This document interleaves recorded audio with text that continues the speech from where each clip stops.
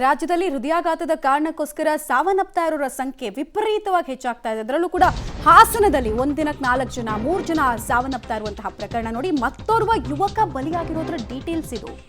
ಸಂಜಯ್, ಈತನ ವಯಸ್ಸು ನೋಡಿ, ಜಸ್ಟ್ 27 ವರ್ಷ ವಯಸ್ಸಷ್ಟೇ. ಯುವಕ ಸ್ನೇಹಿತರ ಜೊತೆಗೆ ಪಾರ್ಟಿಗೆ ಹೋಗಿದ್ದಾಗ ಅಲ್ಲೇ ಆತ ಹೃದಯಾಘಾತಕ್ಕೊಳಗಾಗಿ ಸಾವನ್ನಪ್ಪಿರೋದ್ರ ಡೀಟೇಲ್ಸು. ಬಿಪಿ ಹೆಚ್ಚಾಗಿ ಹೃದಯಾಘಾತ ಆಗಿದೆ ಅನ್ನೋದ್ರ ಮಾಹಿತಿ ಸಿಗ್ತಾ ಇದೆ. ಹೊಳೆ ನರಸೀಪುರದ ಸೋಮನಹಳ್ಳಿ ಕೊಪ್ಪಲು ಗ್ರಾಮದಲ್ಲಿ ಆಗಿರೋದಿದು. ನಿನ್ನೆ ಸಂಜೆ ಎದೆ ನೋವು ಯುವಕನಿಗೆ ಕಾಣಿಸಿಕೊಂಡಿತ್ತಂತೆ.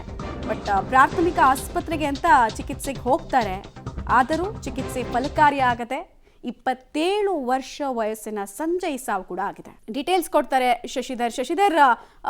ಈ ಸಂಜಯ್ಗೆ ಹೆಲ್ತ್ ಹಿಸ್ಟ್ರಿ ಏನಾದರೂ ಇತ್ತಾ? ಅಂದ್ರೆ ಹೃದಯ ಸಂಬಂಧಿತ ಸಮಸ್ಯೆಗಳೇನಾದರೂ ಇತ್ತಾ, ಅಥವಾ ಅಗೇನ್ ಈತ ಕೂಡ ಹೆಲ್ತಿ ಆಗಿದ್ದವನು ನಿನ್ನೆ ಉಸಿರು ಚೆಲ್ಲಿರೋದಾ? ಏನ್ ಮಾಹಿತಿ ಸಿಗ್ತಾ ಇದೆ? ಕುಟುಂಬಸ್ಥರು ಏನ್ ಹೇಳ್ತಾ ಇದ್ದಾರೆ ಅಂತ ಏನು ಹೊಳೆನರಸೀಪುರ ತಾಲೂಕಿನ ಸೋಮನಹಳ್ಳಿ ಕೊಪ್ಪಲು ಗ್ರಾಮದ ನಿನ್ನೆ ಸಂಜೆ ಸಾವನ್ನಪ್ಪಿರ್ತಕ್ಕಂಥದ್ದು. ಇವರು ಮರಗೆಲಸವನ್ನ ಮಾಡ್ತಿದ್ರು. ಕಳೆದ 2.5 ತಿಂಗಳ ಹಿಂದಷ್ಟೇ ಅವರು ವಿವಾಹವನ್ನ ಆಗಿದ್ರು.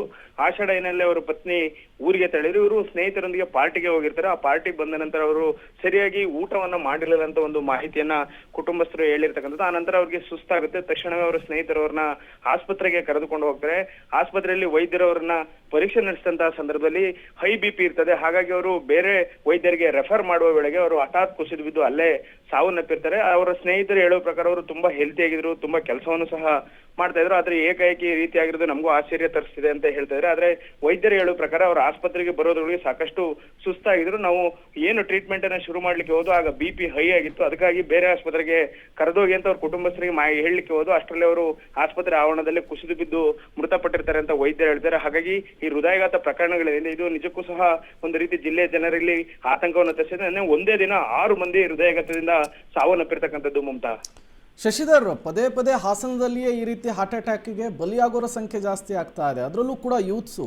ಜಿಲ್ಲಾಡಳಿತ ಏನಾದರೂ ಜನರಿಗೆ ಜಾಗೃತಿ ಮೂಡಿಸುವಂತಹ ನಿಟ್ಟಿನಲ್ಲಿ ಕ್ರಮಗಳ ಮೊರೆ ಹೋಗ್ತಾ ಇದೆಯಾ, ಹೇಗೆ ಅಂತ ಹೇಳಿ? ಹೌದು ಪ್ರೇಮ್ ಕುಮಾರ್, ಈಗಾಗಲೇ ಹೃದಯಾಘಾತ ಪ್ರಕರಣಗಳು ಹೆಚ್ಚಾದ ಹಿನ್ನೆಲೆಯಲ್ಲಿ ನಿನ್ನೆಯಷ್ಟೇ ಜಿಲ್ಲಾಧಿಕಾರಿ KS ಲತಾಕುಮಾರಿ ಅವರು ಜಿಲ್ಲಾ ಆರೋಗ್ಯ ಮತ್ತು ಕುಟುಂಬ ಕಲ್ಯಾಣಾಧಿಕಾರಿ, ಹಿಮ್ಸ್ ನಿರ್ದೇಶಕರು ಹಾಗೂ ವೈದ್ಯರೊಂದಿಗೆ ಸಭೆಯನ್ನ ನಡೆಸಿದ್ರೆ ಇನ್ನೊಂದು ವಾರದೊಳಗೆ ಈ ಏನು ಮೃತಪಟ್ಟಿದ್ರೆ ಅವರ ವರದಿ ಸಾವಿಗೆ ನಿಖರವಾದ ಕಾರಣ ಏನು, ಅವರ ಮರಣೋತ್ತರ ಪರೀಕ್ಷೆ ವರದಿ ಏನು, ಎಲ್ಲವನ್ನೂ ಸಹ ಸಂಗ್ರಹ ಮಾಡಿ ವರದಿಯನ್ನ ಸಲ್ಲಿಸಬೇಕು ಅಂತ ಒಂದು ಸೂಚನೆಯನ್ನ ನೀಡಿದ್ರೆ. ಅಲ್ಲದೆ ತಾಲೂಕು ಆಸ್ಪತ್ರೆಗಳಲ್ಲಿ ಪ್ರತಿಯೊಂದು ಶಾಲಾ ಕಾಲೇಜಿಗೆ ತೆರಳಿ ಅಲ್ಲಿ ಯುವಕರಲ್ಲಿ ಅರಿವನ್ನ ಮೂಡಿಸ್ಬೇಕು. ಅಲ್ಲದೆ ಕಟ್ಟುನಿಟ್ಟಾಗಿ ಎಲ್ಲರೂ ಸಹ ಏನು ಅನಾರೋಗ್ಯ ಇರ್ತದೆ ಅವರೆಲ್ಲರೂ ಸಹ ಆಸ್ಪತ್ರೆಗೆ ತೆರಳಿ ವೈದ್ಯಕೀಯ ಪರೀಕ್ಷೆಗೆ ಒಳಗಾಗ್ಬೇಕು.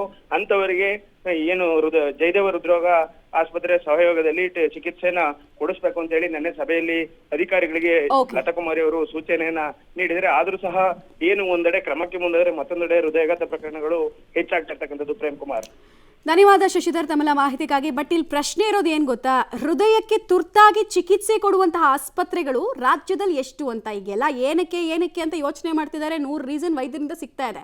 ಬಟ್ ನಮ್ಮ ಮೆಡಿಕಲ್ ಇಕ್ವಿಪ್ಮೆಂಟ್ಗಳು ಆಮೇಲೆ ಆಸ್ಪತ್ರೆಗಳು ಎಷ್ಟು ಹತ್ರದಲ್ಲಿದೆ? ಇಲ್ಲೇ ಬೆಂಗಳೂರಿನಲ್ಲೇ ಲೆಕ್ಕ ಹಾಕಿ ನೀವು.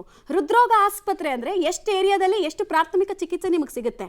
ಆ ನಂಬರ್ಸ್ ನಿಮ್ಮ ಹತ್ರ ಇದೆಯಾ? ನಾವೆಷ್ಟು ರೆಡಿ ಇದ್ದೀವಿ? ಆ ಪ್ರಶ್ನೆಗೂ ಕೂಡ ಸರ್ಕಾರ ಉತ್ತರ ಕೊಡಬೇಕಾಗತ್ತೆ. ಯೂತ್ಸ್ ಸಾಯ್ತಾ ಇದ್ದಾರೆ, ಸ್ಟ್ರೆಸ್ ಲೆವೆಲು, ಜೀವನ ಶೈಲಿ ಚೇಂಜ್ ಆಗಿದೆ, ಎಲ್ಲ ಓಕೆ.